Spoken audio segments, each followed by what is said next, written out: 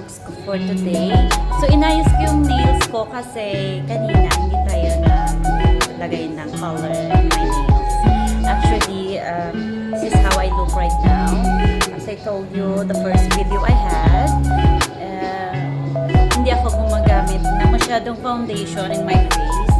So, I only have this foundation shade. This is blush on. Using Vice Ganda blush on. And I have mascara. Okay, this mascara I have. So, usually I don't put shades for my eyebrow. Kasi minsan lang, pag merong occasion, then inaayos ko lang yung eyebrow ko. So, I'm using brush. I didn't use any eyebrow the lip liner ko. Hindi ako naglalagay ng liner dito, eyebrow liner. Kasi yung kilay ko, this is very original and makapal na siya. So, itong lips ko, I'm using red lipstick from Strawberry. And Kiko Milano, everyday I'm using it because I like to use. Sometimes when I'm in Philippines and I'm using Dior. So, for now, Kiko Milano. Kiko Milano muna tayo. So, this is how I'm using those makeup. So, lahat kailangan naka-organize. Before and after ko siya ginagamit, kailangan organize yung gamit ko. Kasi, hindi ko type magkalat dito. And, those things are only my things for my face. So, this is how I put the makeup, guys. Again, I'm using the brush. So, ito yung mga brush ko. So, every day, I'm using brush for my eyebrows. And for the shade of my eyebrow, I'm using Vice Ganda. Kasi si Vice Ganda, meron siyang gold. Meron siyang, marami kang pagpipilian. May highlighter din siya. So, not only Vice Ganda I'm using also Wet n Wild blush on. Binigay sa akin to ng aking friend sa office. And meron din tayong Golden Rose, okay? So, nakadepende sa akin yun kung ano yung gagamitin ko everyday. So, I have Golden Rose.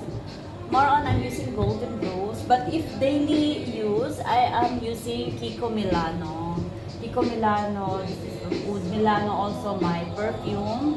I'm using for my blush on, for my lips, kasi 3-in-1 na to. This is 3-in-1 Kiko Milano. And we are using in my eyebrow also the shade. So you can use it in your eyebrow, and to your blush on, and to your lips. So I am using Golden Rose for my foundation to moisturize my face. Kasi masyado akong maarte. When it comes to makeup, masyado akong maarte kasi I have the sensitive skin and I don't like to use makeup every day.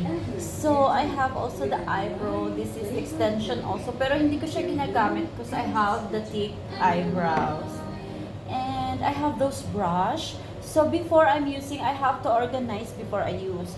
Especially when I brush my hair, I don't want any hair leave.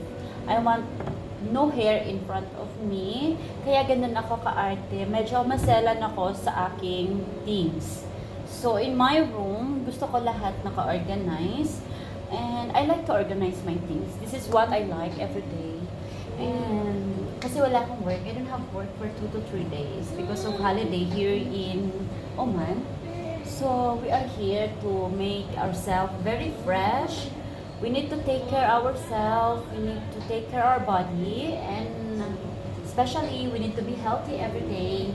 So, wala akong ginawa kundi ipakita sa inyo how I put makeup, then how to take care my hair. So, I have burgundy color kasi maganda yung burgundy dahil summer. Yes, summer, the red color will not be okay with the summer color, but the thing is, it will be more flash if you go out every day. Yes. So, mag-isa lang ako dito every day. Kasi holiday, mayroong mga pasok yung kasama ko, sila, yung mga kapatid ko. Then, the whole day, I'm here in the house. So, all I do is to take care for my face, to my, aura. So, yan. Ayan na tayo ngayon. So, kailangan lang maging fresh yung face natin, alagaan natin ng mabuti. Then, para pag naglagay tayo ng makeup, di na kailangan maraming foundation. Okay? So, what we can do is to sleep very well. Okay? We need at least 7 hours to sleep. Pero sometimes, 5 hours lang ako natutulog. And, every day, I'm not using more makeup. I like to take care for my nails too and for my skin. So, yun lang yung ginagamit ko. During I have pimples, I'm using this Dr. Belmore, okay? Then, I have the Adams perfume. This one. I have the Vea lotion. That's it. I don't have anything to put in my body because I am very sensitive for lotion. So, this is how I look now. So, mamaya ipapakita ko sa inyo paano ko ginawa yung hair ko. Kasi lalagyan natin ng style yung hair ko.